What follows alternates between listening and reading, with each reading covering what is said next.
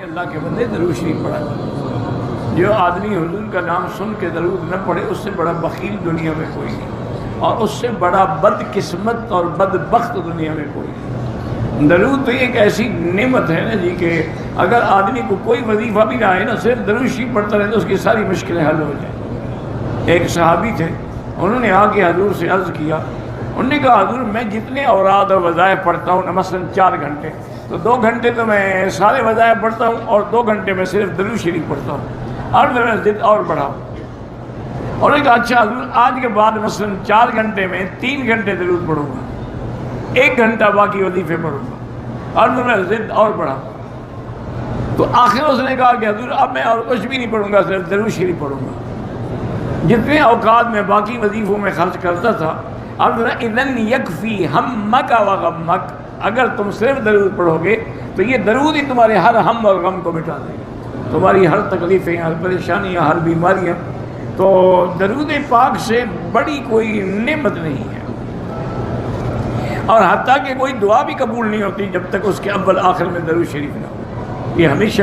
اور اگر آدمی پورا درود شریف نہ بھی پڑھ سکے تو صلی اللہ علیہ وسلم یا صلی اللہ علیہ یا محمد یا رب صلی وسلم علیہ، یعنی جتنا ہو سکے لیکن لازم پڑھ۔ بل یہاں پر میں 3 وظیفے ایسے بتاؤں گا انشاءاللہ جو ٹاپ آف دا لسٹ 3 وظائف ہیں مصیبت اور پریشانی میں تکلیف دور کرنے کے لیے، سنت وظائف آپ صلی اللہ علیہ وسلم کی طرف سے تعلیم فرمائے ہوئے۔ پہلا وظیفہ ہے یہ لا الہ الا انت سبحانک انی کنت من الظالمین کا۔ لا الہ الا انت سبحانک، نہیں ہے کوئی معبود سوائے تیرے، اور تو پاک ہے اللہ، تو غلطی کر ہی نہیں سکتا۔ انی کنت من الظالمین، بے شک میں ہی خطا کار ہوں، میں ہی ظلم کرنے والا ہوں، میں ہی غلطی کرنے والا ہوں۔ جامعہ ترمذی میں انٹرنیشنل نمبر کے مطابق 3505، مشکات میں 2292 نمبر یہ حدیث ہے، اور قرآن حکیم میں تو ہم پڑھ چکے ہیں، سورۃ الانبیاء آیت نمبر 87 اور 88 میں آپ صلی اللہ علیہ وسلم نے ارشاد فرمایا کہ یونس علیہ السلام نے مچھلی کے پیٹ میں اپنے رب کو ان الفاظ کے ساتھ پکارا تھا، لا الہ الا انت سبحانک انی کنت من الظالمین۔ اور پھر آپ صلی اللہ علیہ وسلم نے فرمایا کہ جو کوئی شخص اپنے کسی بھی معاملے میں، کسی بھی پریشانی میں اس دعا کے ذریعے اللہ کی طرف متوجہ ہو، اللہ تعالیٰ اس کی دعا کو قبول فرما لیتا ہے۔ اور قرآن میں بھی آ گیا نا کذالک ننجی المؤمنین، اور کتنا بڑا فتویٰ آیا میرے بھائیوں، سورہ الصافات 143 144، فلولا انہ کان من المسبحین، اگر یونس ہمیں ان الفاظ میں ہماری تسبیح نہ کرتا، للبث فی بطنہ الی یوم یبعثون، تو مچھلی کے پیٹ میں قیامت تک مچھلی کے پیٹ میں رہتا اگر اس طرح نہ ہمیں پکارتا، اس کی قبر مچھلی کا پیٹ بن جاتی۔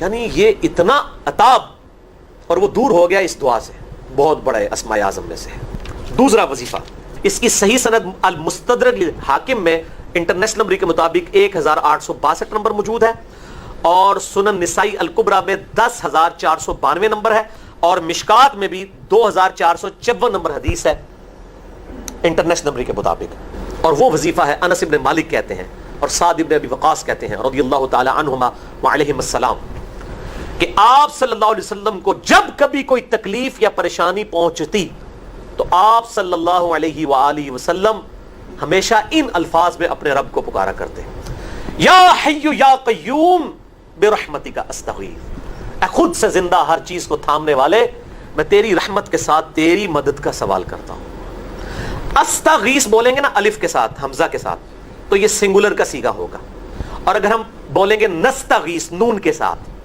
تو یہ جمع کا صیغہ بن جائے گا۔ کتنی بہترین دعا ہے، اے خود سے زندہ ہر چیز کو تھامنے والے، میں تیری رحمت کے ساتھ تیری مدد کا سوال کرتا ہوں۔ تو یہ بھی اسماء اعظم میں سے ہے۔ بہرحال یہ دوسرا وظیفہ ہو گیا۔ اب تیسرا وظیفہ جو ہے کمال وظیفہ، صحیح بخاری میں موجود ہے، انٹرنیشنل نمبر کے مطابق 4563 نمبر۔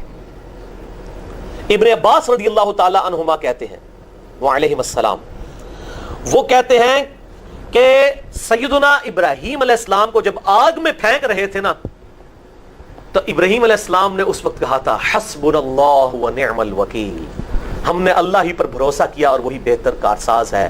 اور تمہارے نبی صلی اللہ علیہ وسلم کو بھی جب مصیبت اور پریشانی آتی تھی وہ بھی پڑھا کرتے تھے حسبنا اللہ ونعم الوکیل، ہم نے اللہ ہی پر بھروسہ کیا اور وہی بہتر کارساز ہے۔ اس کے علاوہ شعر جو بنا دیا ہے نا، نعم المولا و نعم النصیر، ویسے الگ سے آیت ہے لیکن یہ شعر نہیں بنانا، بس اتنا ہی وظیفہ ہے، حسبنا اللہ و نعم الوکیل۔ اور یہ جو انہوں نے کہا کہ نبی صلی اللہ علیہ وسلم بھی یہ کہتے تھے، اس کا ذکر الحمدللہ قرآن میں بھی موجود ہے، اس سے بھی بڑھ کر سورہ آل عمران کی 173 نمبر آیت میں ہے کہ جب نبی صلی اللہ علیہ وسلم اور اہل ایمان کو یہ خبر پہنچی کہ کافر ان کے خلاف سازشیں کر رہے ہیں، تو نبی اور اہل ایمان نے پکارا حسبنا اللہ و نعم الوکیل۔ تو حسبنا اللہ و نعم الوکیل قرآن کی آیت بھی ہے، اور یہ ہے وہ آیت، وظیفہ قرآن میں آیا ہوا ہے، یہ آل عمران 173 اور صحیح بخاری 4563۔ اور مجھے بڑا وجد آیا کہ ابراہیم علیہ السلام کو جب آگ میں پھینکنے لگے تھے، انہوں نے اس وقت اللہ کو ان الفاظ کے ساتھ پکارا، حسبنا اللہ و نعم الوکیل۔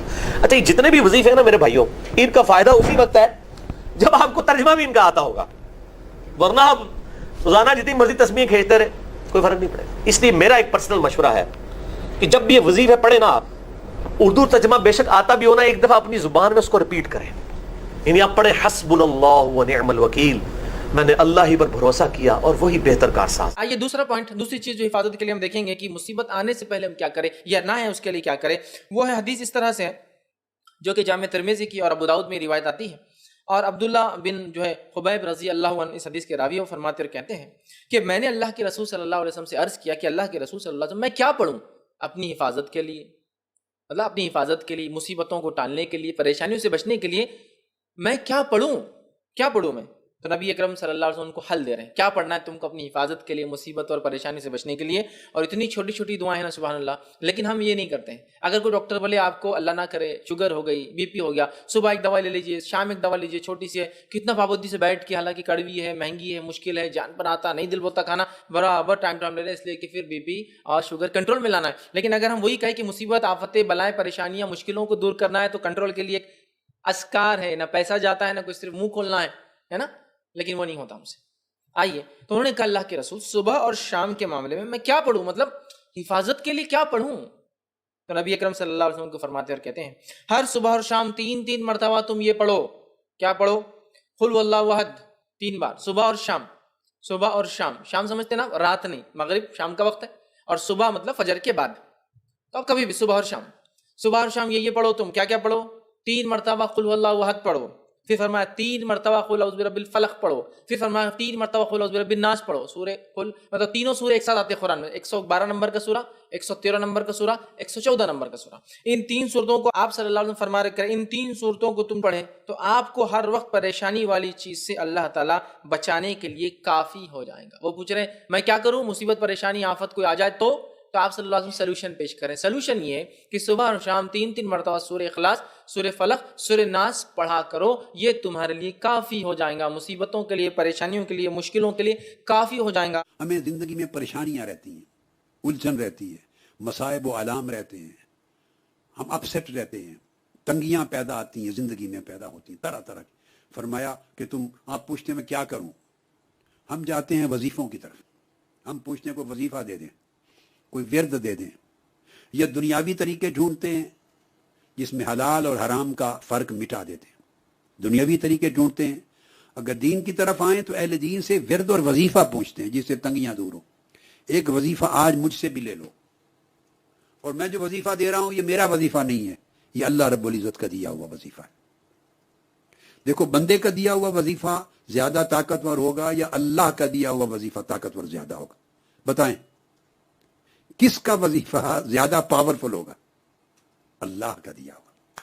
اللہ پاک نے وظیفہ دیا، جس کو پریشانیاں ہیں، تنگیاں ہیں، الجھنیں ہیں، مشکلات ہیں، غم ہیں، اندوہ ہیں، اور وہ وظیفہ چاہتا ہے، وظیفہ لے لے۔ وَمَن يَتَّقِ اللَّهَ يَجْعَل لَّهُ مَخْرَجًا، اس کو وظیفہ تقویٰ کا دیا، تقویٰ اختیار کر لے، میں اس کو تنگیوں سے راستہ دے دوں گا، نکلنے کا، مشکلات سے نکلنے کا راستہ دے دوں گا۔ تقویٰ انسان کو مشکلات سے نکلنے کا راستہ دیتا ہے، اس کی راستہ کیا دیتا ہے؟ اس کی تنگی خود فراخی اور وسعت میں بدل دی جاتی ہے۔ اللہ پاک نے حضرت سیدنا موسیٰ کلیم اللہ علیہ نبینا علیہ الصلوۃ والسلام سے فرمایا اے موسیٰ، اگر بے وضو ہونے کی صورت میں تجھے کوئی مصیبت پہنچے تو خود اپنے آپ کو ملامت کرنا۔ یہ پھر اعلیٰ حضرت فرماتے ہیں ہمیشہ باوضو رہنا اسلام کی سنت ہے۔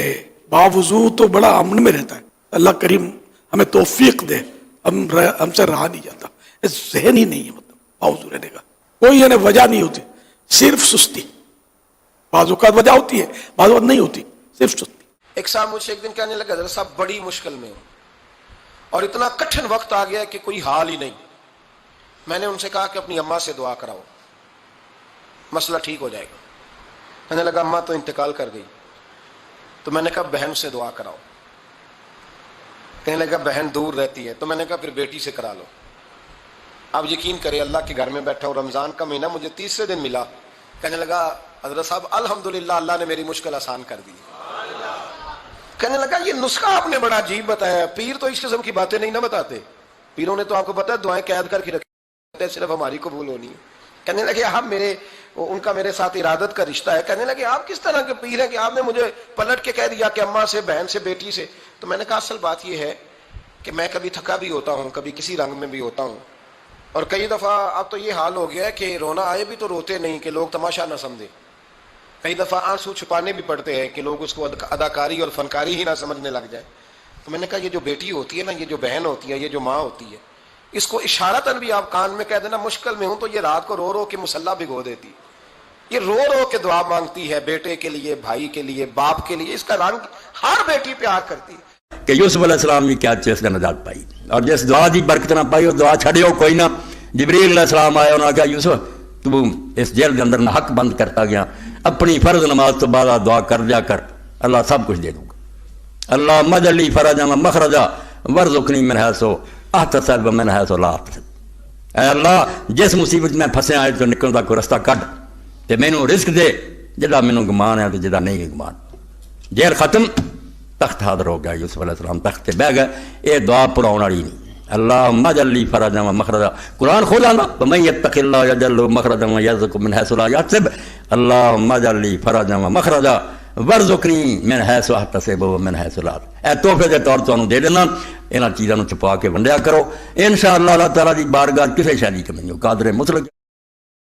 دعائیں نبی صلی اللہ علیہ وسلم کتنی دعائیں مانگا کرتے تھے. بعض دعائیں آپ کی اتنی لمبی ہیں, صحابی کہتے ہیں جتنی دیر میں سورہ بقرہ پڑھی جاتی ہے نا, اتنی دیر آپ صلی اللہ علیہ وسلم نے ہاتھ اٹھا کر دعا مانگی ہے. ہمارے یہاں ہے کوئی معمول بس وہ ختم قرآن کے موقع پر ایک فارمیلٹی پوری ہوتی ہے. روحانی عاملوں نے دعاؤں سے ہٹا دیا. جو ٹائم آپ کا پریشانیوں کو حل کرنے کے لیے اللہ کے سامنے گڑ گڑانے میں لگتا تھا, وہ تعویذ گنڈوں اور روحانی ٹوپی ڈراموں میں لگ گیا. ایک صاحب مجھے کہنے لگے کہ میں یہ وظیفہ پڑھنا چاہتا ہوں, لا الہ الا انت سبحانک انی کنت من الظالمین, 100 دفعہ پڑھنا چاہتا ہوں, کیا میری پریشانی حل ہو جائے گی؟ میں کہا پڑھنے میں کوئی حرج نہیں ہے, میں اس کے کو ناجائز نہیں کہتا, لیکن یہ جو وظیفہ لیا گیا ہے یہ لیا گیا یونس علیہ السلام سے. یونس علیہ السلام نے یہ بطور وظیفے کی نہیں پڑھا تھا, یہ دعا مانگی تھی اللہ سے. تو میں نے کہا آپ بھی بجائے اس کے کہ یہ 100 دفعہ یا 200 دفعہ پڑھو, اس کی جو روح ہے وہ روح یہ ہے کہ آپ اللہ کے سامنے 2 رکعت پڑھ کے دعا مانگو.